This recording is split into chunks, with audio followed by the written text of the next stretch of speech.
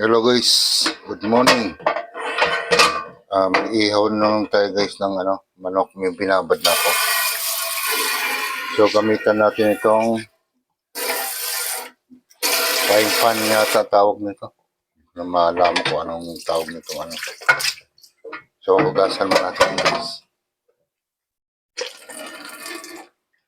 Kasi matagal-tagal ding i-stock to eh.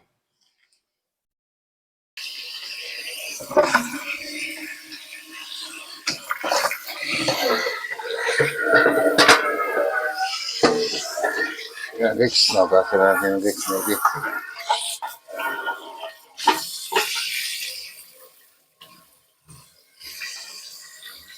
Yan.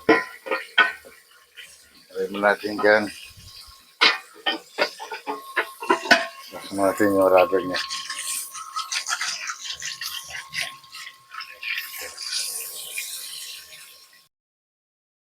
Yan guys, lagay na natin yung rubber guys. Dito kasi yan guys.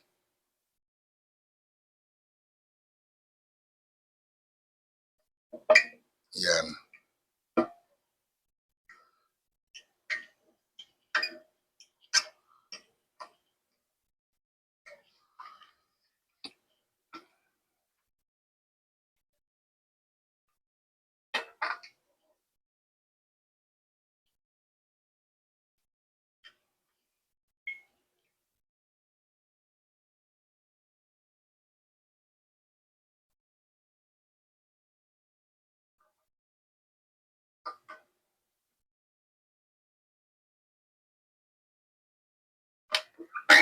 Yan guys, okay na yan.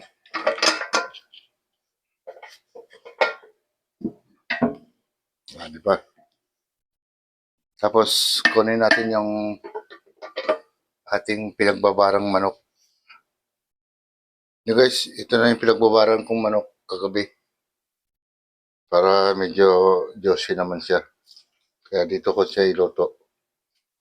Parang ihaw. Yan, tanggalin mo natin ang buto ng kalamansi.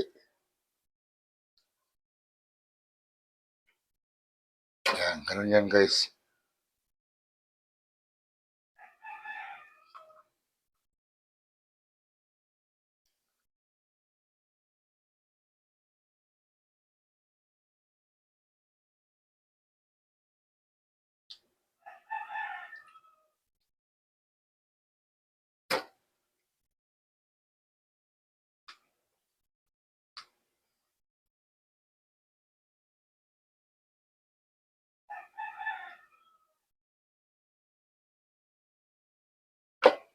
Yan.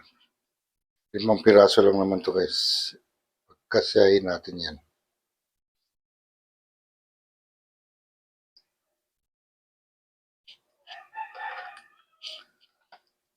Di ba? Kasyang-kasya yan.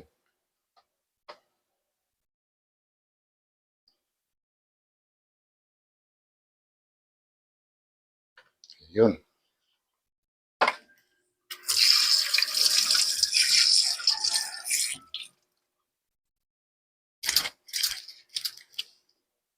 So, sara natin.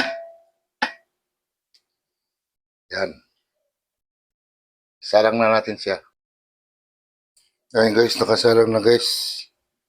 So, gamitan natin ng lighter guys kasi nasira na yung ano ko rito eh. Yan. Tapos sarang natin. So, mahinang apoy lang para hindi siya masunog. Yan. So, maluluto naman maigi yan kasi kulob siya. Kaya guys, papakita ko sa inyo guys. Kumukulo na siya guys. O, siyempre, itong sabaw niya ang magluluto nito hanggang sa matuyo to para juicy siya. Kasi kung sa air fryer, matutuyo lang eh. Yan, ganito ang pagkaluto niya guys. Lutong-luto yan guys hanggang loob. Yan. Yun na guys. Medyo paubos na yung sabaw guys. So, baliktad natin siya. Medyo, ano lang, dumikit-dikit pa. Yan. Para lahat maluto. Oh, meron pang buto.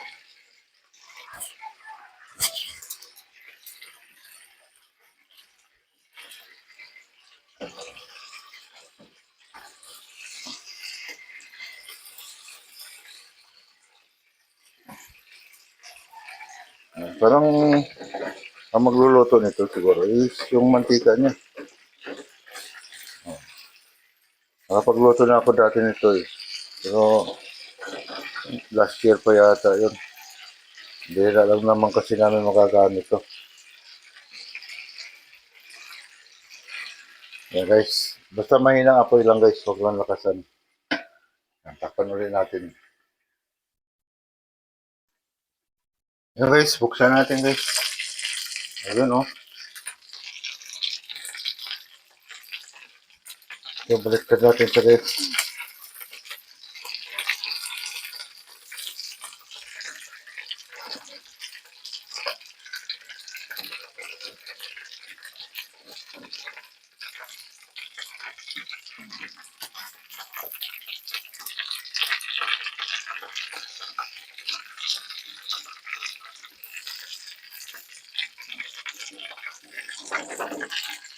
Medyo dumidikit guys yung balat niya.